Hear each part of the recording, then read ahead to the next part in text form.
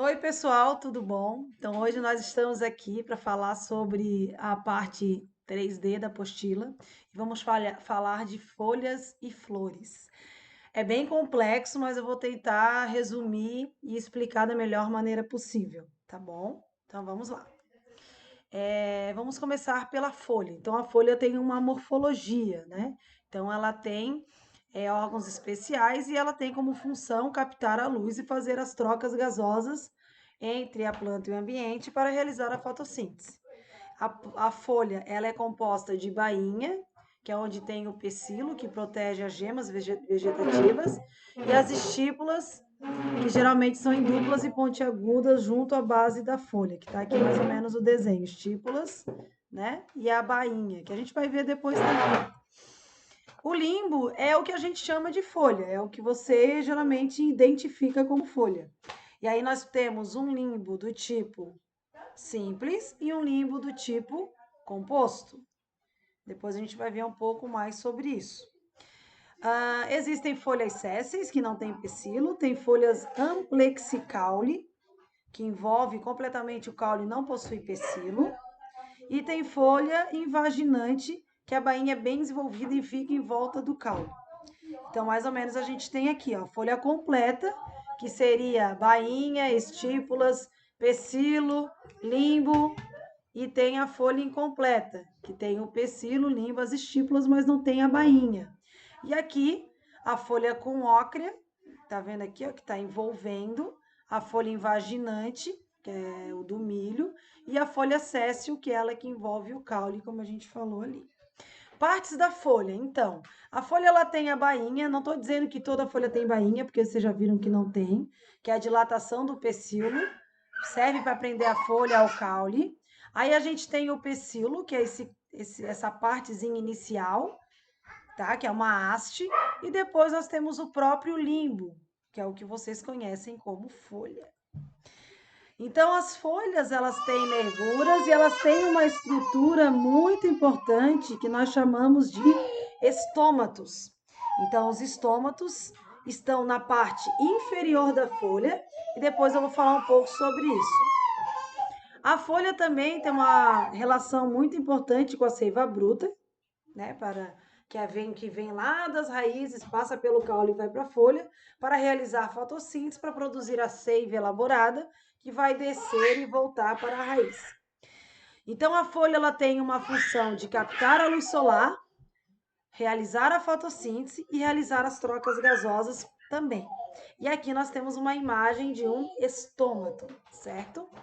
Então, os estômatos, eles são importantes também para a respiração, porque toda planta respira, pega o oxigênio para realizar energia através da mitocôndria, realizar fotossíntese na hora de captar também o CO2, os estômatos fazem isso, e o estômato principalmente, além de captar a luz também, ele também faz a transpiração da planta. Então, a planta ela pode sim perder água pelo estômago. Ela vai captar água pela raiz, porém, se o estômago estiver aberto, ela perde água pelo estômago, e eu já falei sobre isso com vocês em tecidos, né? Divisão das folhas. Nós temos as folhas, tem as mono e as dicotiledôneas das angiospermas, então as folhas de monocotiledônea, elas têm essa estrutura paralelinérvia, que é o que a gente vê nas gramíneas, e algumas folhas reticulares, que são nas dicotiledôneas, que tem uma nervura principal e as nervuras secundárias, ok? Aqui nós temos algumas plantas que são folhas, perdão, que são exceções, a gente não vai entrar nesses detalhes. Então, a gente tem ainda a classificação pela nervura, só para vocês saberem que existem as uninévias, que são as folhas com uma nervura só, tem as paralelinévias, que nós já vimos, as peninévias, que é a folha em formato de pena, que é o mais tradicional e que a maioria conhece, é assim que vocês desenham no caderno, né, desde o ensino fundamental, e as folhas palminervas, porque parece que é uma palma de uma mão, tem até um tipo de árvore que a gente chama pata de vaca, porque a folha tem o formato de uma pata de vaca, que é do tipo palminévia, tá? Aqui, para vocês entenderem, né, as folhas simples, a quantidade de folhas simples que tem, não vamos ver todas, senão vocês vão enlouquecer, e a quantidade de folhas compostas aqui, né? Tem N tipos de folhas compostas, a folha da roseira é um tipo de folha composta. Aqui nós temos outros tipos de folha que a gente já viu, né? Folha completa, folha sem bainha, folha sem pecíolo, folha sem bainha e sem pecíolo, só para vocês saberem que existe.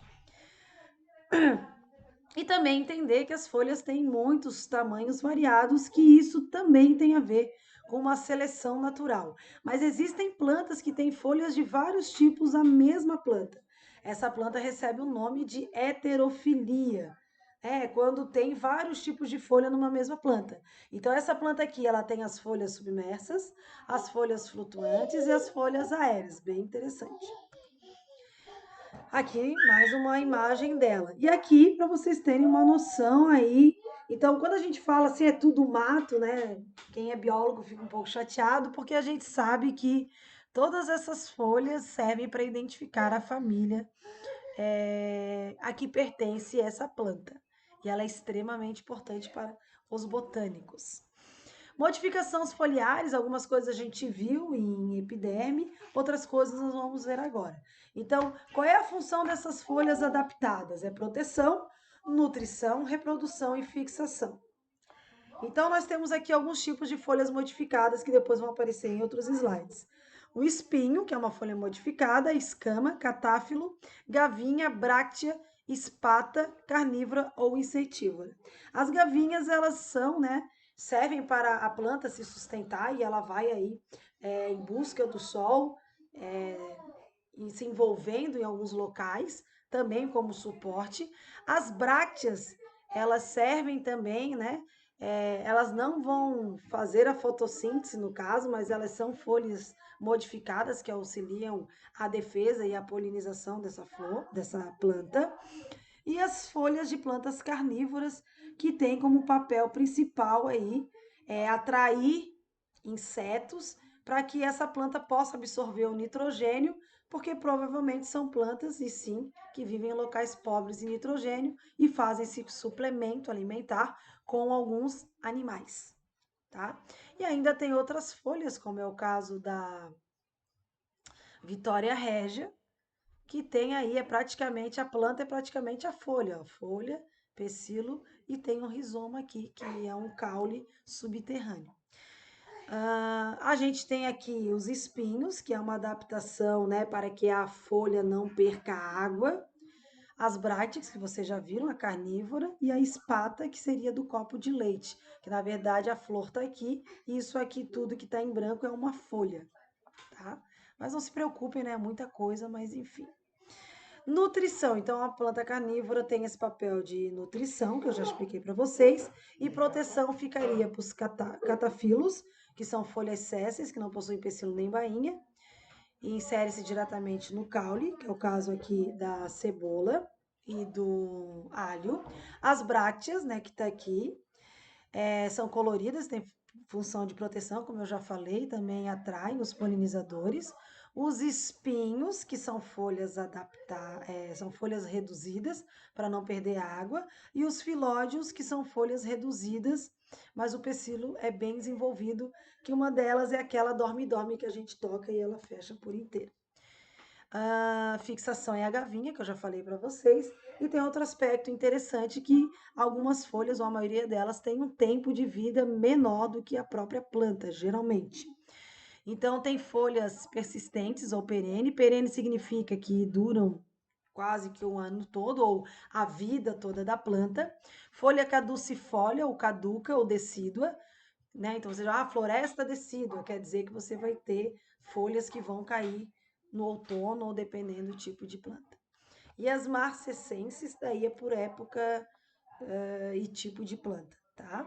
Então, aqui a gente tem aqui um exemplo, né? A primavera, o verão, como é que estão essas folhas e quantidade, o outono e o inverno. Algumas plantas acontecem isso, não são todas, depois a gente vai ver em hormônios o porquê que isso acontece e como isso acontece, tá?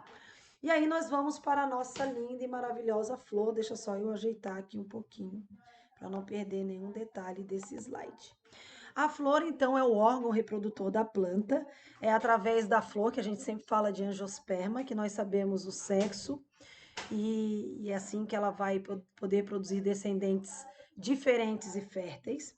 Então, a flor completa, ela tem peças florais, que são os órgãos de suporte, o pedúnculo e o receptáculo, que é essa parte aqui de baixo. Ela tem os órgãos de proteção, que é o cálice e a corola, que nós vamos ver depois, que está aqui. E ainda tem os órgãos reprodutivos, que é o androceu e gineceu, os órgãos masculinos e femininos, que nesse caso, no desenho, são plantas hermafroditas, mas tem plantas que não são hermafroditas. Opa, continuando. As flores têm estruturas complexas, são presentes em vegetais vasculares, são destinadas à reprodução e são usadas também para classificar a planta, tá? E a flor não deixa de ser uma folha adaptada que evolutivamente acabou transformando-se em flor. As brácteas são exemplos disso. Então a gente diz que as folhas viraram flores, as folhas é que foram se transformando em diversas estruturas por mutações ao longo do tempo. Partes constituintes de uma flor. A gente tem o pedicelo, que pode ser chamado de pedúnculo, o perianto, né, que está aqui nessa região, o receptáculo e o androceu e o gineceu, que é a parte masculina e feminina, que é essa parte aqui sexual, que nós vamos ver separado. Então, a gente tem na flor, né, o carpelo, que são folhas modificadas, tá? Aí a gente vai ter o estilete, que é essa estrutura aqui, o estigma, o ovário, que é a parte feminina, né? Todas essas. A gente tem o filete, a antera. A gente tem as pétalas, que às vezes são coloridas, que é o que a gente chama de flor. A gente tem as sépalas, que é essa partezinha aqui, né? Parece um cálice. Aqui a gente tem um receptáculo, o pedúnculo. E a gente tem aqui o estame, que é composto de antera e filete, como o carpelo é composto de estigma, estilete e ovário. Então, a gente vai ver melhor sobre isso. Ok? Então, aqui, estrutura da flor. A gente tem aqui o gineceu. O carpelo são folhas modificadas que formam pistilo. Então, o carpelo é uma parte feminina, né? E o pistilo é o órgão reprodutor feminino. Então a gente chama ele de. Quando eu tenho um pistilo, eu vou chamá-lo de pistilo. Quando eu tenho um conjunto de pistilos, eu vou chamar de gineceu. Gineco sempre tem a ver com o feminino. Então aqui a gente tem a parte destacada da flor: ovário, estilete e estigma. E-o, né? Aqui isso tudo é o carpelo. E lá dentro do ovário tem um óvulo ou vários, dependendo do que flor for essa. Ok? O perianto é constituído pelos elementos florais externos e estéreis, que é o cálice e a corola, que protegem e atraem os polinizadores, que é o que você olha e acha atraente numa flor, tá? E também tem cutícula, epiderme, parênquima e feixes lenhosos e o estômago também na região dorsal. Era uma flor que, de repente, uma bráctea que acabou virando aí o cálice e a corola. Tá? Então, existem flores que têm dois periantos, né? Tem mais de um perianto, que são as diperiantadas ou diclamídeas, tá? Então, aqui a gente tem, deixa eu mostrar aqui, ó, a parte externa e a parte interna dessa flor. Isso aqui é um conjunto de sépalas, e aqui é um conjunto, aqui a gente tem as pétalas e as sépalas. Então, eu tenho dois deles, eu tenho dois periantos, que é o que aparece aqui. Eu tenho essa parte aqui dentro e tenho essa parte de fora. Ou tem as homoclamídeas, que são várias tépalas, e heteroclamídeas. Então, eu tenho homoclamídeas, são pétalas semelhantes, e as heteroclamídeas é quando elas são diferenciadas. Tem ainda as flores que não têm perianto, não tem o cálice e a corola protegendo, que é esse caso aqui, ó, estão vendo o ovário, o estigma estão expostos. Mas a maioria das plantas, elas têm uma proteção sim, tá? E o que nos interessa aí, que é o aparelho reprodutor das flores, que é o estame, que é a parte masculina, e o carpelo, que é a parte feminina. Então, o carpelo é a parte feminina. Quando eu tenho vários carpelos, eu tenho um gineceu, ok? O carpelo, ele é constituído, isso é muito importante em flor. Eu sei que tem um monte de coisa na apostila de vocês, mas vocês têm que saber as partes das flores. Não se preocupem tanto com, tem carpelo, tem isso, não tem aquilo, ou quantos cálices ou corolas tem. Vocês foquem no aparelho reprodutor masculino e no aparelho reprodutor feminino. Então, nós temos aqui o ovário, que vão ter os óvulos, o estilete, que é esse fio, e o estigma, que é a entrada, né, desse carpelo, que é por onde vai vir o pólen, ok? Aí a gente tem o estame, que é a parte masculina, nesse caso numa flor hermafrodita, e ele vai ter o filete e a antera, que a gente sempre relaciona antera com antena. Então a pontinha do filete é a antera tem um monte de pólens. Nesse caso, essa planta tem uma parte feminina e uma parte masculina, é uma planta hermafrodita, que é o que a gente está mostrando ali. Então eu tenho a parte feminina e eu tenho a parte masculina. Eu tenho os estames e aqui no meio eu tenho o gineceu, ok? Formação do grão de pólen. Então aqui mostra como é que o grão de pólen é formado, é lá, né? Dentro da antena, da antera, e aí são formados vários grãos de pólen, são gametas, então é formado através de meiose. Na verdade, é mais ou menos isso sim.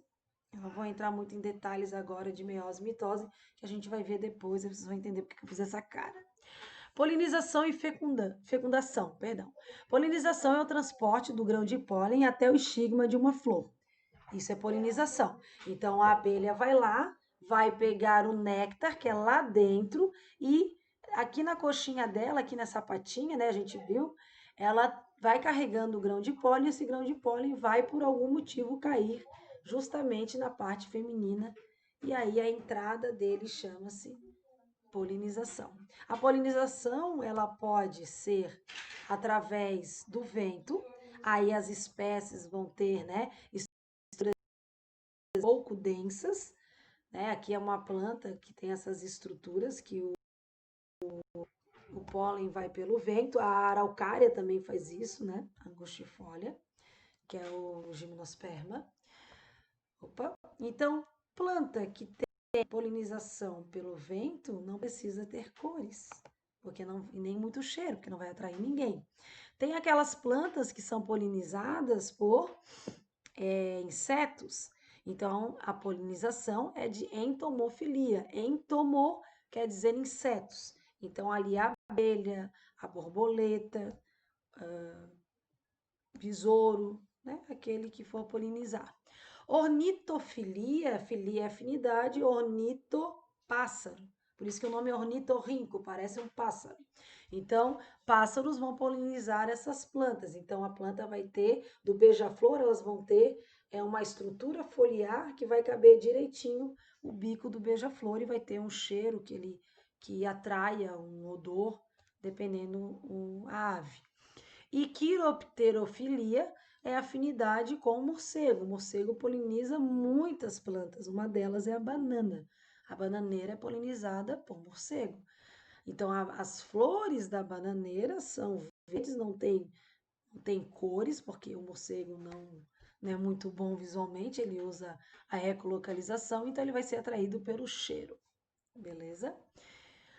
E o que é fecundação, então? A fecundação é a união da célula reprodutora masculina, que é o anterozoide, com a célula reprodutora feminina, que é a oosfera. Então, nos vegetais, a gente chama anterozoide, que geralmente é uma esfera, e a oosfera, quando é a parte feminina. E o encontro deles chama-se fecundação. Essa fecundação geralmente vai ocorrer dentro do aparelho feminino.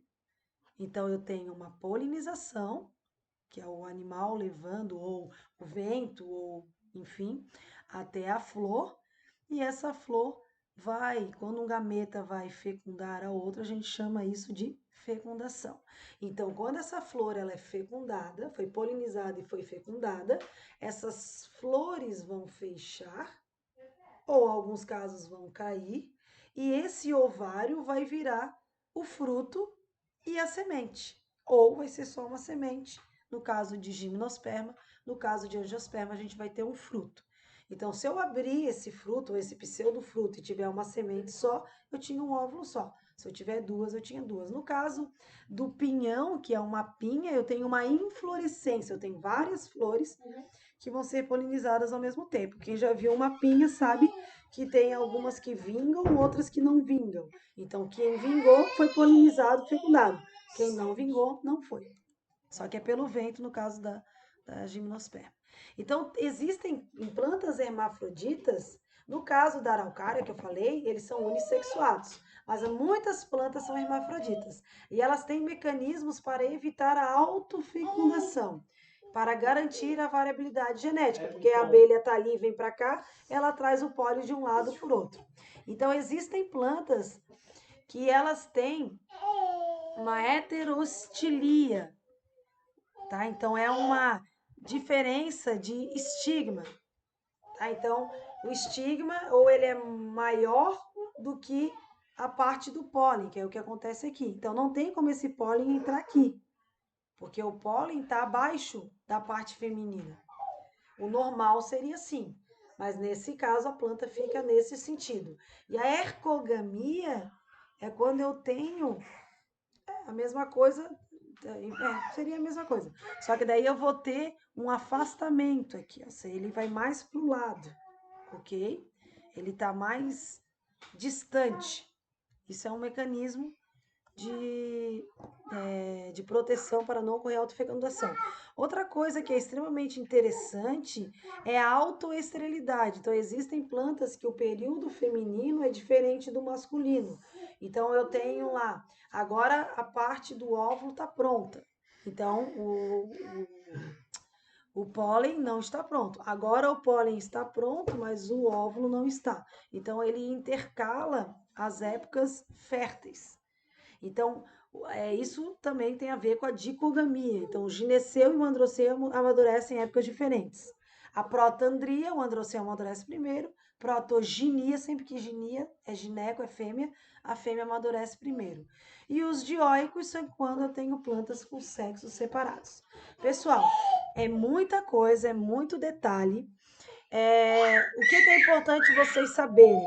Os tipos de folha, para que serve a folha, as partes da folha e principalmente as partes da flor, principalmente na parte reprodutiva. Beleza? É isso aí e a gente se vê depois. Um beijo.